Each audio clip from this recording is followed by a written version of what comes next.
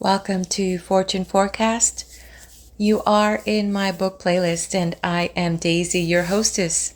We are going through the book titled Your Forces and How to Use Them by Christian D. Larson. The book was published in 1910, and it is in the public domain.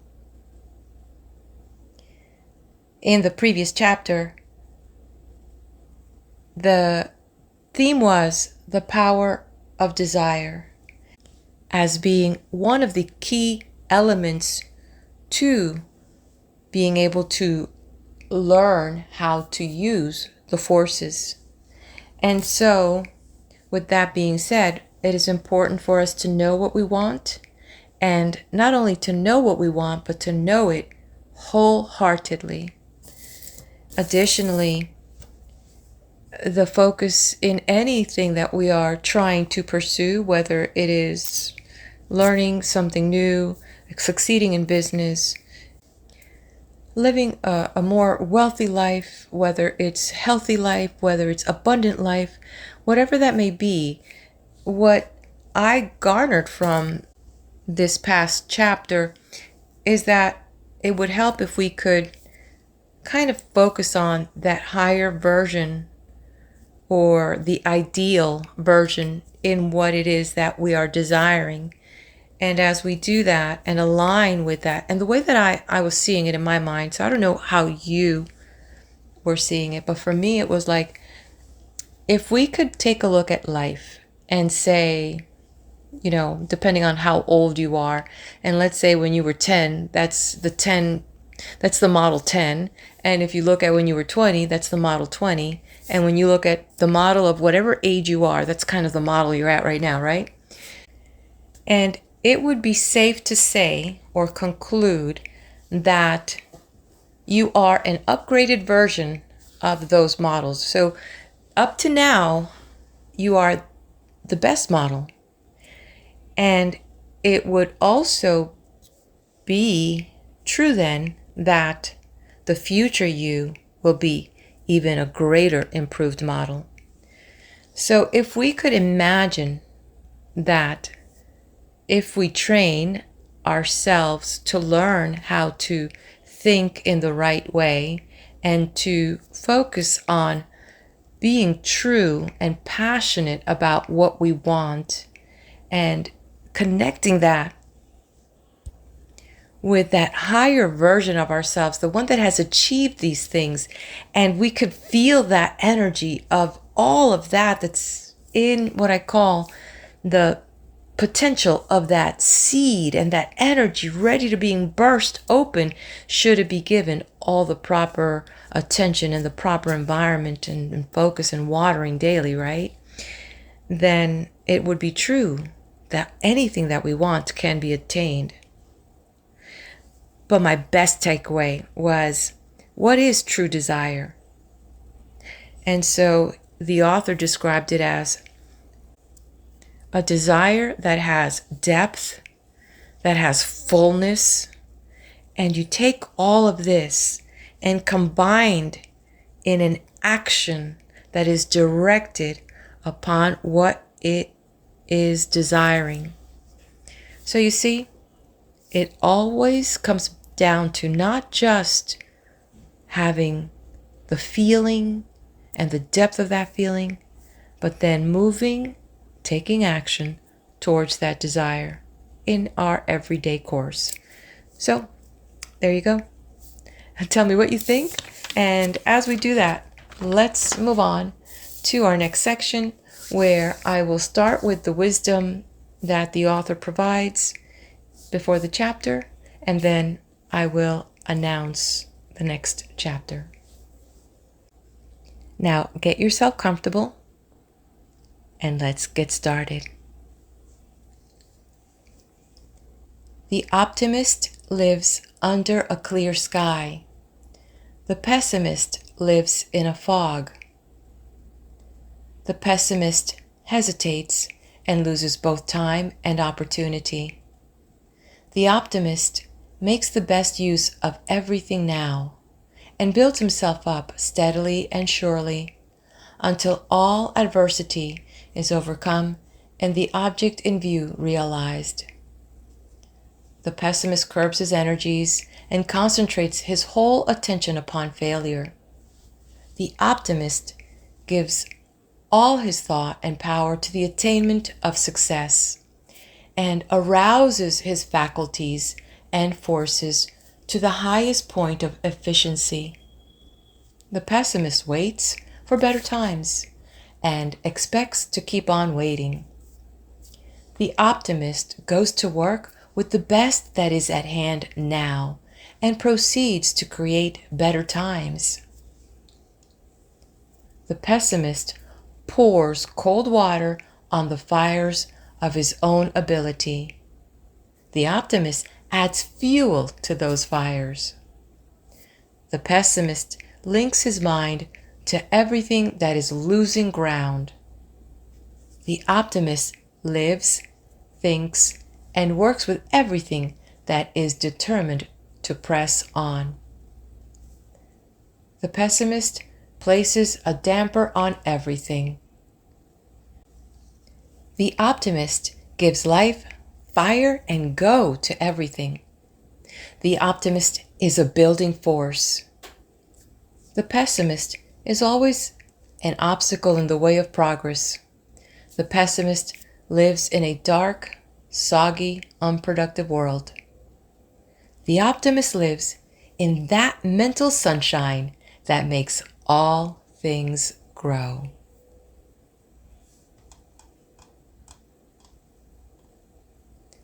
Chapter 11. Concentration and the Power Back of Suggestion.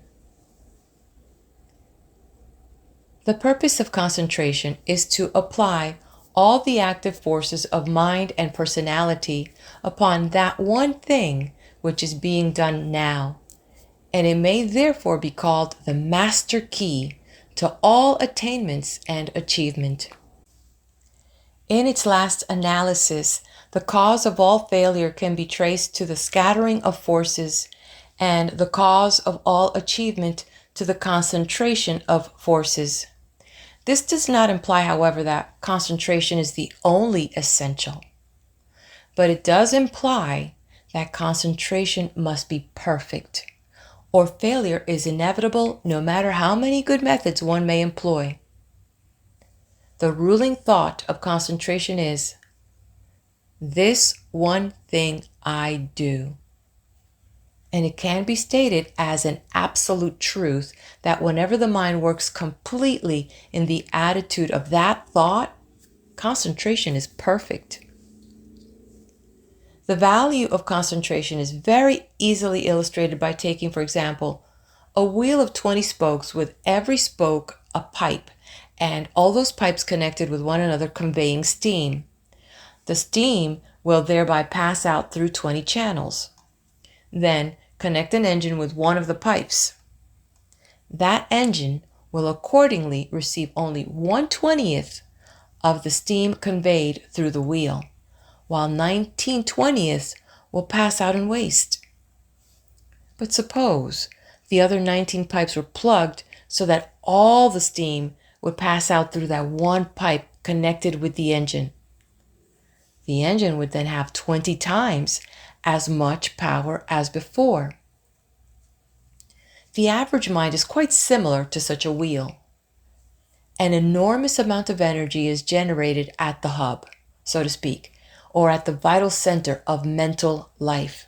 But as a rule, that power passes out through a score of channels, so that the channel of action receives only a fraction of the power generated in the human system. But here we must remember that you can apply your power effectively only in one direction at a time. Therefore, if all your power is to be applied in that one direction, all other channels must be closed up for the time being, or in other words, all the power of mind and thought must be concentrated where you are acting at the time.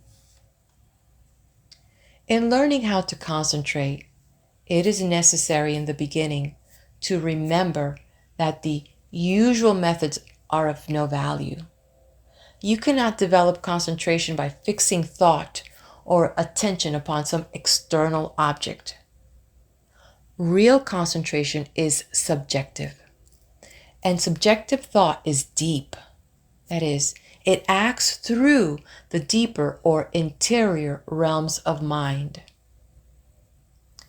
When you fix your attention, however, upon some external object, like a spot on the wall, as has been suggested by some would-be instructors in this field, your thought goes out towards the surface so that you're actually getting away from the true field of concentration.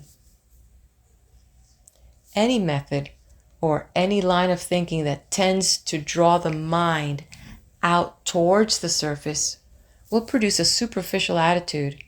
And when the mind is in such an attitude, deep mental action is not possible.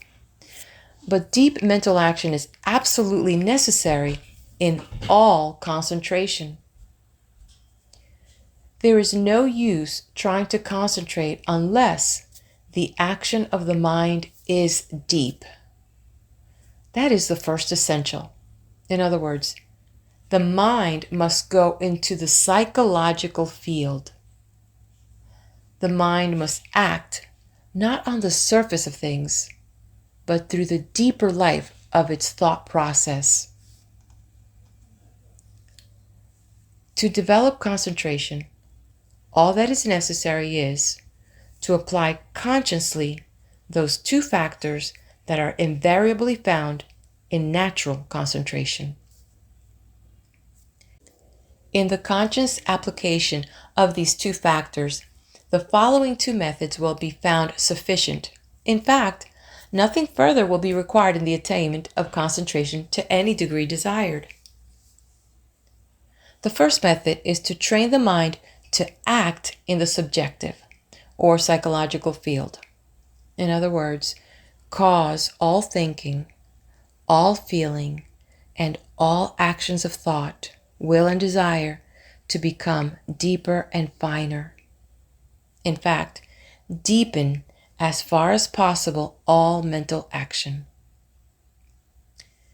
Whenever you concentrate or turn your attention upon any subject or object, try to feel deeply, try to think deeply, and try to turn thought into deeper realm of feeling.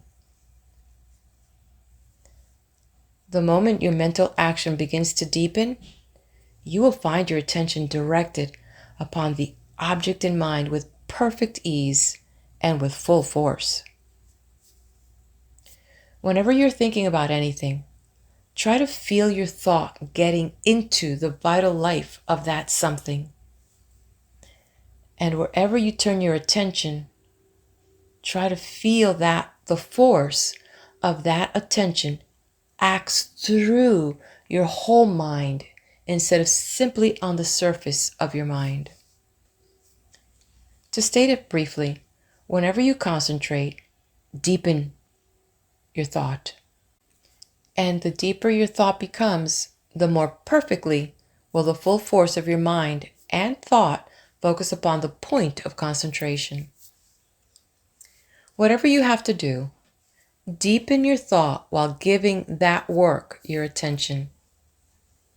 You will find that you will thereby give all your energy to that work, and this is your purpose. The second method is to become interested in that upon which you desire to concentrate. If you're not interested in that subject or object, begin at once to look for the most interesting point of view. You will be surprised to find that no matter how uninteresting a subject may seem, the very moment you begin to look for the most interesting viewpoints of that subject, you will almost immediately become interested in that subject itself. And it is a well-known fact that whenever you are thoroughly interested in a subject, we concentrate thoroughly and naturally upon that subject. to make concentration perfect so that you can turn all the power of mind and thought upon any subject or object desired. These two methods should be combined.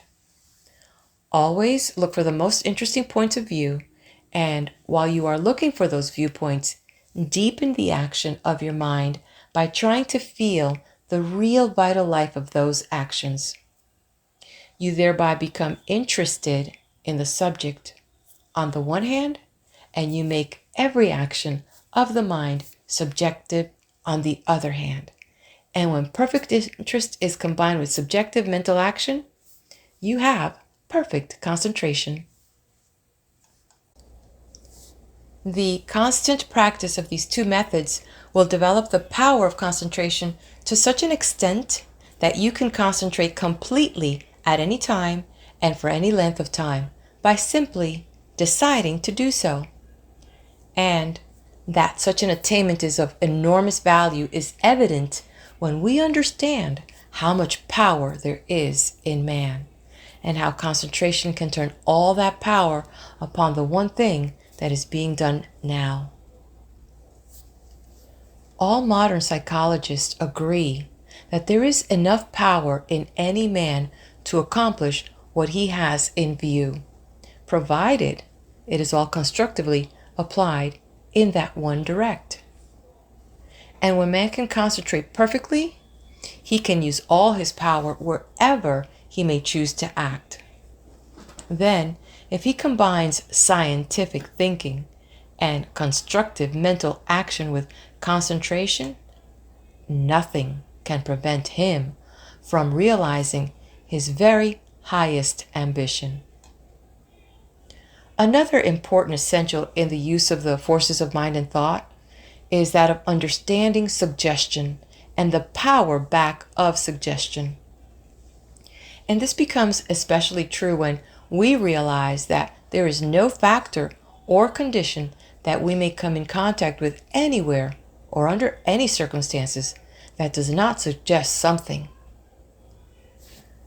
To define suggestion, it may be stated that anything is a suggestion that brings into mind some thought, idea, or feeling that tends to undermine some similar idea, thought, or feeling that happens to be in the mind at the time.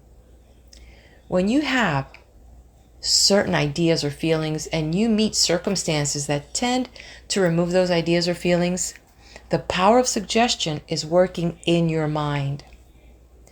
If your mind is in a wholesome state and an unwholesome picture removes that wholesome state by replacing something that is degrading, your mind is in the power of suggestion. If you feel joyous and some idea given to you makes your mind depressed, you are in the hands of suggestion. In fact, when anything enters your mind in such a manner as to remove certain similar or opposite states already in your mind, it exercises the power of suggestion. It is therefore necessary to understand how this power works, so that we can take advantage of good suggestions and avoid those that are not good. The great majority are receiving all sorts of suggestions every hour, and they respond to a very large number of them. In fact, we can truthfully say that most people are controlled, most of the time, by suggestions that come to them from their environment.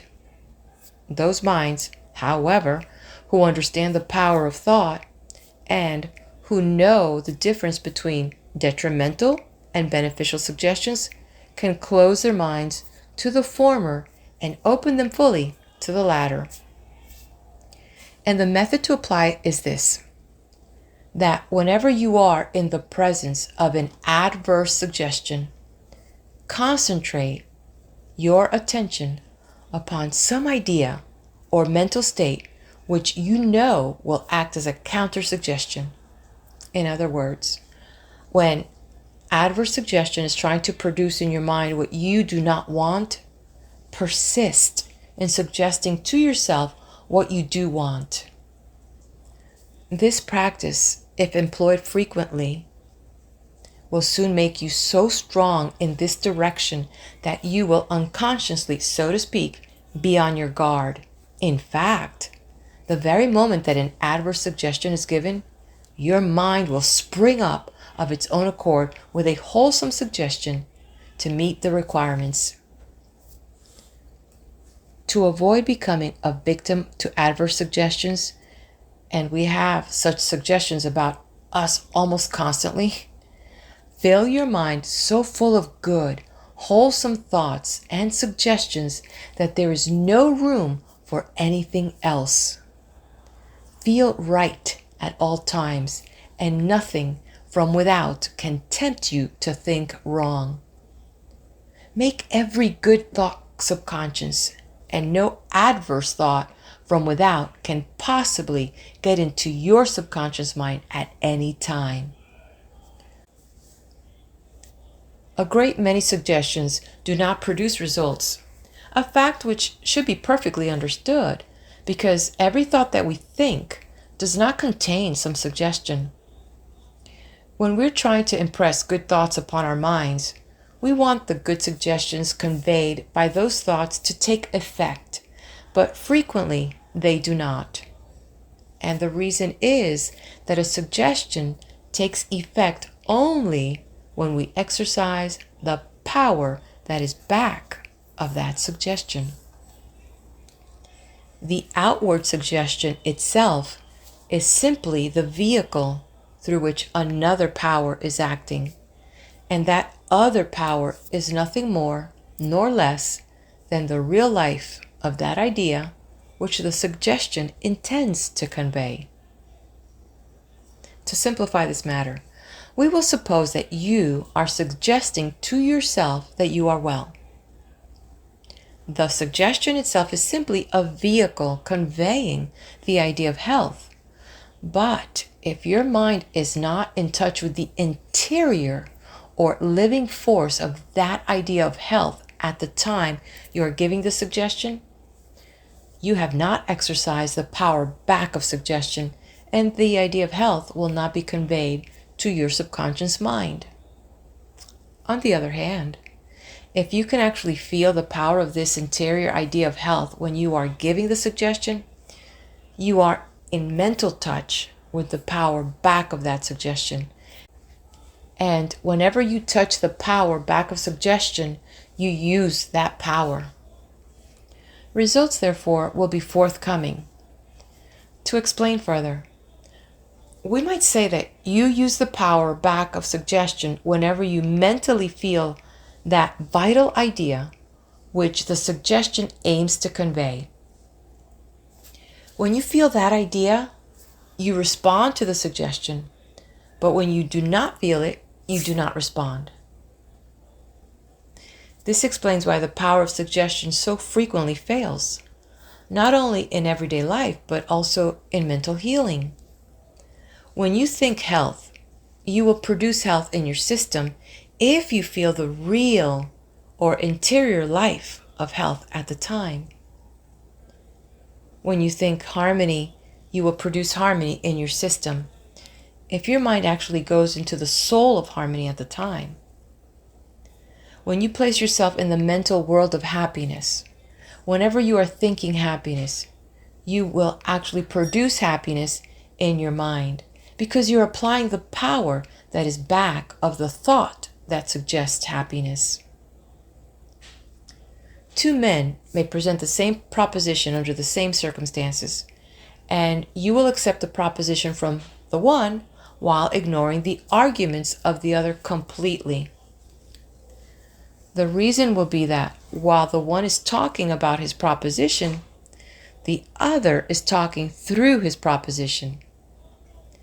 The mind of the one goes on the outside of his arguments and his suggestions, while the mind of the other goes through the real inner life of those arguments and suggestions. Therefore, the one is only using suggestion, while the other is also using the power back of suggestion. And it is the power back of suggestion that produces results, whenever results are secured. The same idea is illustrated when a person is speaking on a certain subject. If his description deals simply with the shell of that subject, he does not attract attention. But the moment he touches the vital or inner factors of that subject, everybody's interested. The reason is he has touched the power back of his theme. But we all have ideas or suggestions to present at frequent intervals. Therefore, if we can use the power back of our suggestion at such times, we may receive a hearing, but if we cannot, we attract little or no attention. Thus, we understand the value of knowing how to use the power back of suggestion. And we can learn to use this power by training ourselves to get into the real life of every idea and every thought that we may try to think or convey. When we try to live our ideas and thoughts, we will begin to express that interior power, and we shall succeed in living our ideas when we try to feel consciously and constantly the real life and the real truth that is contained in those ideas. To secure the best results from the power of thought in its various modes of application, we must understand that there is something back of everything that takes form or action in life, and that it is through this something that the actions of mind should move whenever we use thought or suggestion, in any matter whatever. When we are conscious only of the body of our ideas, those ideas convey no power. It is when we become conscious of the soul of those ideas that we have aroused that something within. That alone produces results in the mental world. Any thought or suggestion that conveys simply the external form invariably falls flat. There's nothing to it. It is entirely empty and produces no impression whatever. But our ideas and suggestions become alive with the fullness of life and power when we also convey the real life or the real soul that is contained within the body of those thoughts. We have, at such times, entered the depths of mental life. We are beginning to act through undercurrents, and we are beginning to draw upon the immensity of that power that exists in the vast interior realms of our own mental world. And this concludes chapter 11. So before we move on, make sure you hit the like button, subscribe to my channel, and hit that bell if you would like to get notified when I put up the next video. I'll meet you at the next video for chapter 12.